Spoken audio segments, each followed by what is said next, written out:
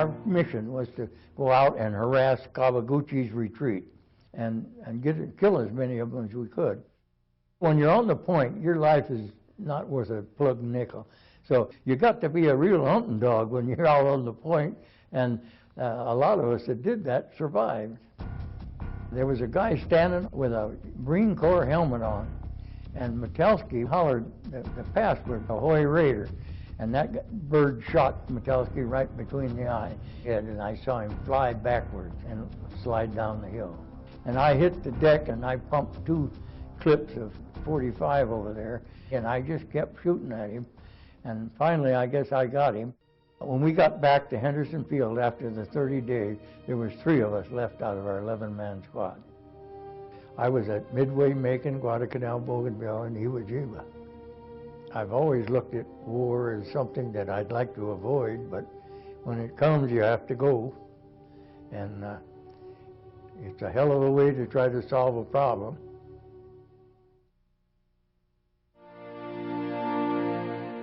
I was standing up through the hatch where I could see this entire panorama unfolding, with the Japanese to my left and the American ships to my right, 2 fleets at war. I had a ringside seat. I got a call from the bridge saying, "Holloway, we're commencing our attack. Launch 5 torpedoes." When I looked through the optical lens, it was quite a shock. There was the unmistakable outline of a Japanese battleship, and clearly it was the Yamashiro. And I reached up and punched the button that said, "Torpedoes away," and I heard the 5 torpedoes slap the water. And the ship heeled violently almost to the left as the quartermaster spun the wheel. We wanted to get out of there, frankly. It was just a scene of absolute devastation. There were just sheets of flame and sheets of sparks. It was the battle that broke the back of the Japanese Navy.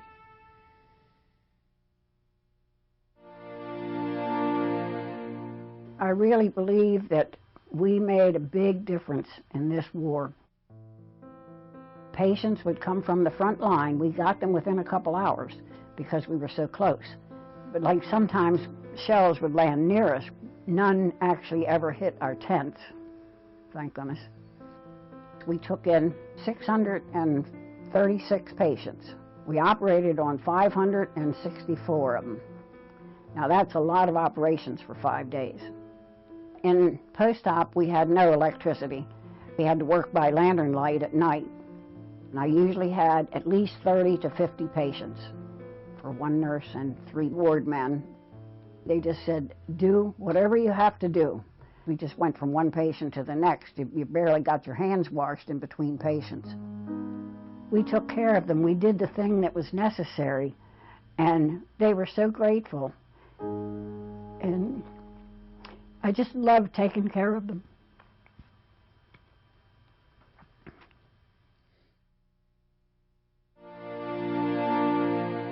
I knew it was going to be a fairly dangerous mission, but this was our duty was. The flak was very heavy. You could just see it and hear it almost around you. I felt this whole plane jolt forward.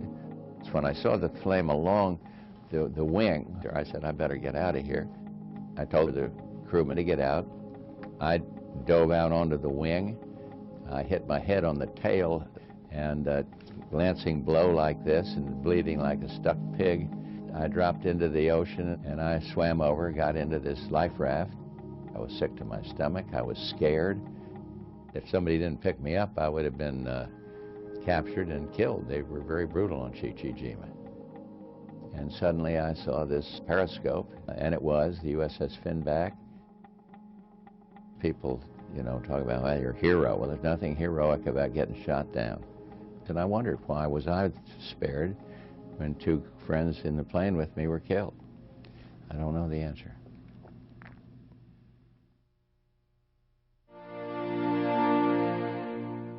The enemy was moving south right across the demilitarized zone. Our orders were hold and die. I'll never forget that order, hold and die. The only way to stop this enormous force with our tiny force was to drop that bridge. I'm dangling under the bridge, hanging by my arms with a full load of explosives. I would drop down out of the steel, grabbing the flanges of the I-beam, swing sideways, and leap over to hand walk all the way out over the river. I crammed over 500 pounds of explosives into each channel. The time fuses detonated. All of a sudden, the shock wave picked me up from behind and just blew me through the air. And I'm lying on my back, looking skyward, and I can see enormous chunks of this bridge blowing through the air. It was a tremendous feeling. The idea that I would be able to even finish the job before the enemy got me was ludicrous. When you know you're not going to make it, a wonderful thing happens. You stop being cluttered by the feeling that you're going to save your butt. When I was looking through the viewfinder, I was living in the movie. I was disassociated from what was going on around me. We were upright walking in while everybody was down at helmet level in the water. It looked like a herd of turtles going in at feeding time. Just nothing but helmets going along the water. But you'd see one guy get hit and another guy get hit. You cannot take pictures laying down. Being a cameraman is like being somebody with a target on his back. I heard one of the Marines yell, "Here come the Japs." So I just swiveled my body. That's the only time, to the best of my knowledge, in the Pacific War that the enemy was in the same frame with us, in a fighting stance. There wasn't any end. You just walked away. There wasn't anybody left to fight. We'd won. Film shot on Tarawa was a first because it showed what combat was really like. It showed it up close, dirty. It won the Academy Award for the most outstanding documentary short subject of 1944.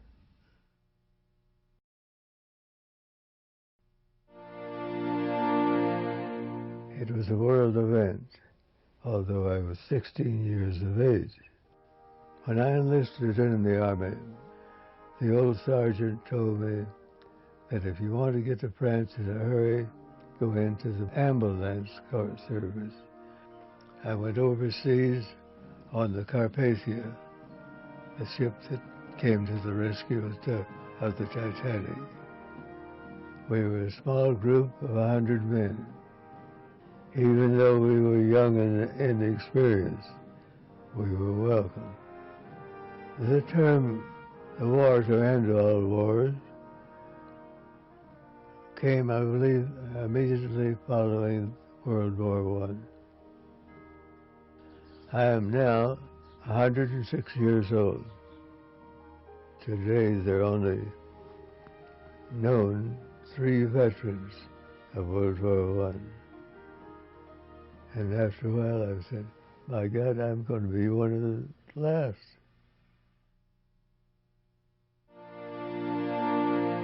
The first 3 patrols I took out, we made enemy contact twice. And I was thinking, that's going to be a long 13 months.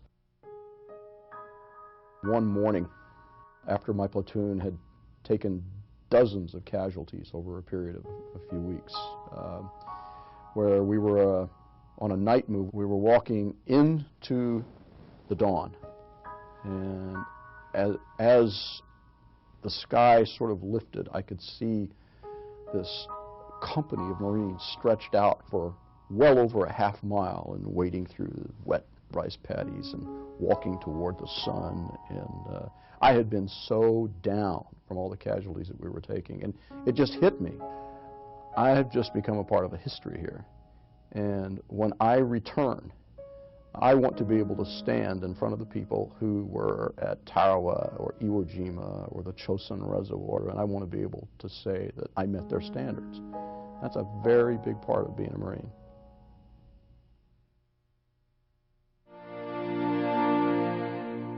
All the ships was destroyed in Pearl Harbor. We didn't have anything. The next day, it was still, everything was burning. Black smoke was in the air, and oil was all over the harbor. The aircraft carrier come in.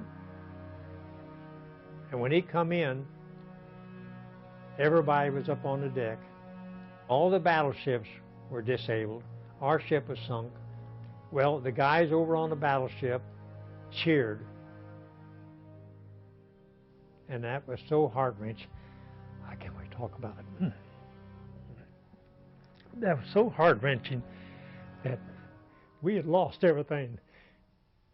And we didn't have nothing to fight back with, and there come the carrier and the destroyers with it, and it gave us a big shot, and we all cheered.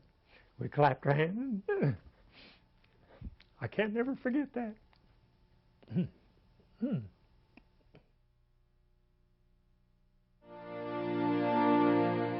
We were the first Navy torpedo planes to take off and attempt to attack on the Japanese force. The turret gunner called on the intercom and said, "We're being attacked by Japanese fighter planes." I could hear stuff hitting the airplane. It sounds to me like rain on a tin roof. And I could see that the turret gunner had been killed and was obviously hanging in the straps. I was down on my knees manning my machine gun. The next thing I remember is my head is hanging down, there's blood pouring off my head, and I put my hand up there, and it was like I could feel a hole in my scalp where I'd been hit by a machine gun bullet. The Battle of Midway was a turning point in my life, not just in the war. And Bert Ernest and I were the two other living survivors out of 48 men. In our squadron, we had 21 airplanes in the battle, and 20 of those airplanes were shot down. Ours is the only airplane that came back.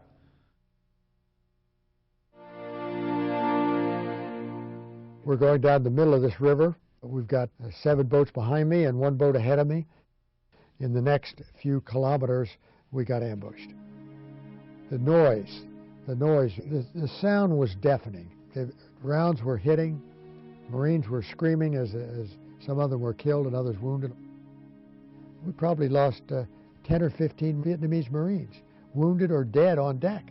My gunner that was in the upper turret got hit and came sliding out of the turret right down at my feet, blood and unconscious. We were firing at people that we couldn't see. We didn't have any time.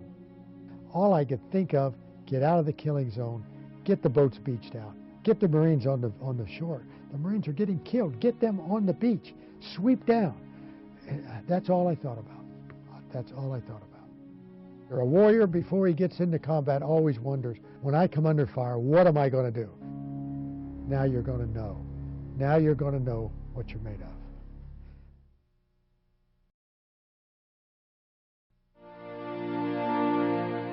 I know we were being fired upon, and we all took cover.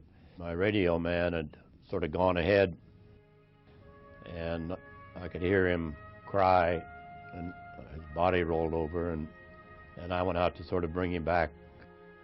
About the time I reached him, I felt the sting in my right shoulder.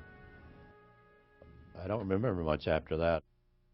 I was paralyzed from the neck down. I lost a kidney. I'd had a pulmonary embolism.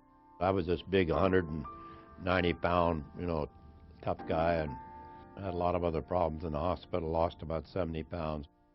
I was in the hospital 39 months, so most of my service is after the war ended. I can still see my mother standing at the foot of the bed, 2 aides getting me up, and just by chance, I looked and I saw myself. I was shaken, to say the least. And I haven't looked in the mirror but twice since,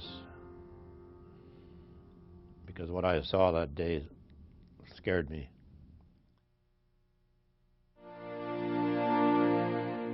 Our mission was a rail cut so that no transportation can move on that rail line. At the completion of the run, this MiG emerged, coming directly at me. Since my guns were armed, it just seemed natural that I would take a poke at him. And I could see that the bullets were going into his fuselage and then pulling up alongside of him. I'd never seen anybody close up in a cockpit before except my own wingman. He had his oxygen mask hanging loose, and I saw what I reported was a ruddy complexion. So we were pretty sure we just caught us a Russian. The Russians were denying their presence at that time. To our knowledge, there has never been a MiG shot down by a Mustang. That little piece of life and that little touch of history is mine.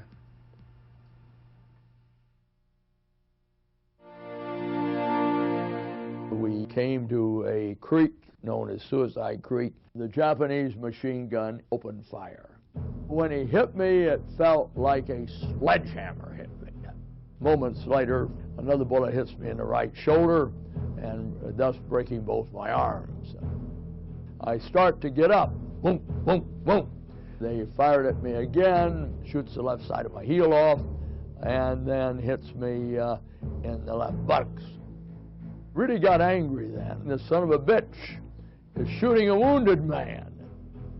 Then two heroes come crawling forward. I says, I know it's going to hurt, but I want out of here. I now believed I was going to live. When I came out of shock, the first thing I remembered is how blood stinks. My wounding changed my life and probably made me much more successful in life than I would have been otherwise.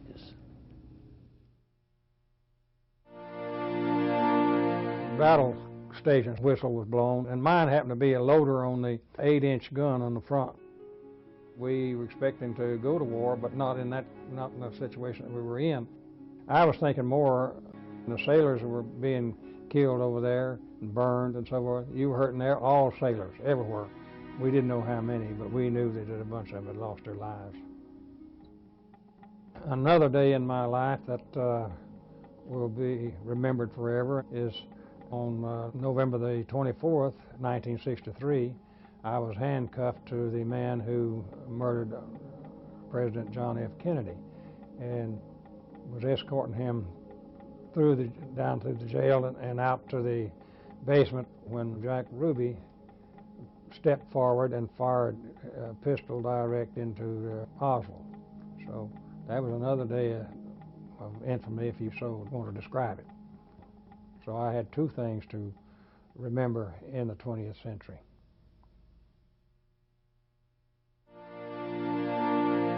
This was an experienced enemy unit that we were going after. We would move in and bind, gag, and try to take them alive.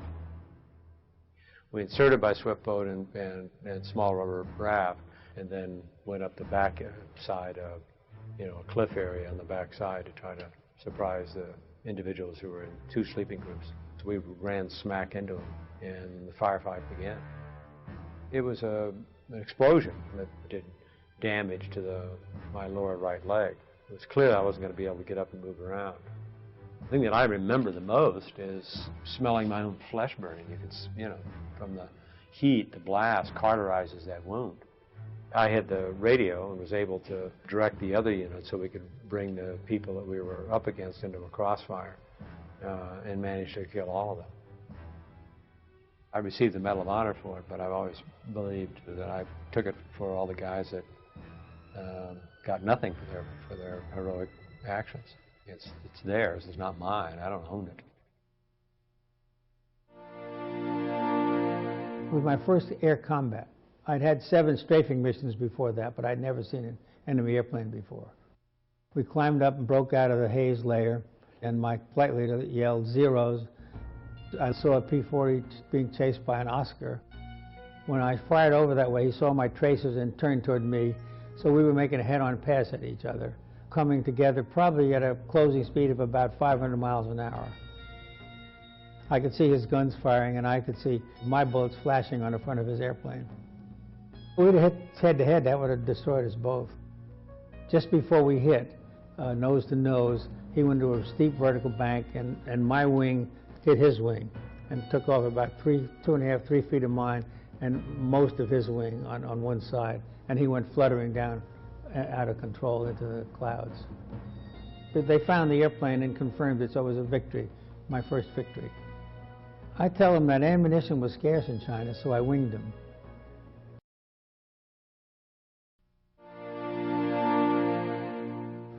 I saw 2 F-100 Super Sabres and they were coming directly at us. 2 cans of napalm passed over our head. The next thing that I knew, I felt this blaze of heat on my face. And as I looked, I saw 2 soldiers dancing in the fire. I guess they were screaming, but you couldn't hear it over the roar of the flames. And I helped carry out a man named Jimmy Nakayama. He was in hideous pain, and he died 2 days later. And those are things that get you in the heart. I bought myself a lifetime of nightmares, and they don't ever go away.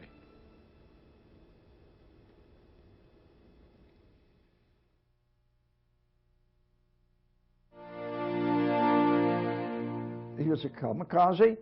It's mincemeat time. Lord, I thought we would have bodies everywhere. I was firing at him as he was jigging and jagging around, and the 40 millimeter hit the wing, and it knocked the wing off. The wing kept flying right across in front of me, and it took one of the ammunition loaders, threw him across the ship, and I was sure he was dead. I was sure we'd lost another man. And by glory, when the doctor came up and he said, you know, you won't believe what I'm going to tell you. I feel sorry about this young man. And I said, well, I do too. And I thought he was talking about he was dead. He wasn't dead. He said, I can't write up a Purple Heart. I said, why not? He said, Purple Heart can only be given to people who bleed. He's got bruises and knocks all over him, but no blood. And I'll tell you, I almost cried.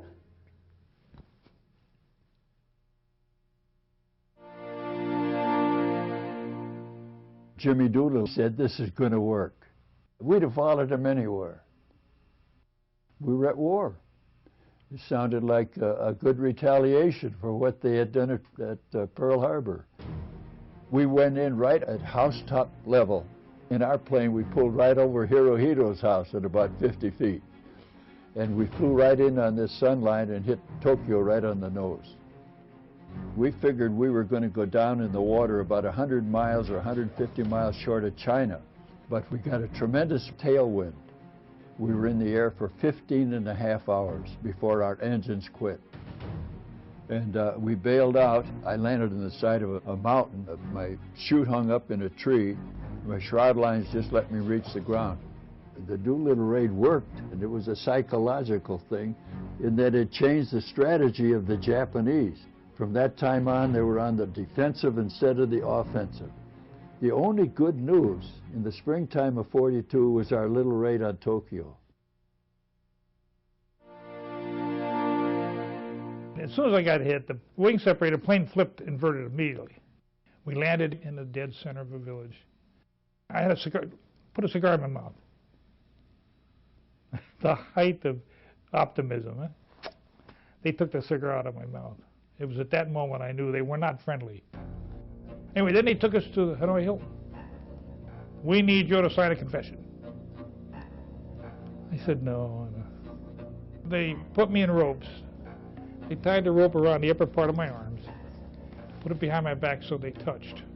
I just decided that I wasn't going to do what they want me to do. I don't know why. I've never been the strong one in my family. That day I decided I was going to make my dead father proud of me. The last thing they asked me was, anybody on your carrier against the war? And I said, John Wayne, Lieutenant Commander John Wayne. I did the best job I could. I know I didn't write a confession. I knew I upheld the loyalty and honor among the group of us.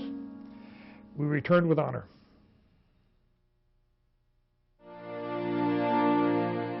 They called it the double V, victory against Hitler in Europe and victory against racism at home. We would only attack if the German fighters made approach to the bomber formation. We didn't go off happy hunting to just try to get a victory. The leader would call out yellow 4. They have a bogey at 11 o'clock, high. You got it. The German fighters turned off to avoid our fire. I was able to get behind one, allowed me to get a good bead and good burst on the aircraft, and the aircraft continued on into the ground.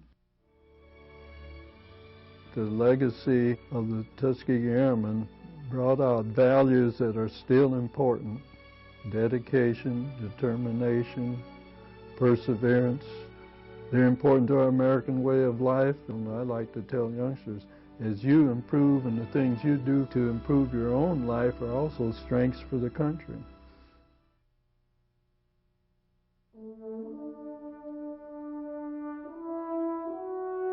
Our orders were hold and die. I'll never forget that order, hold and die.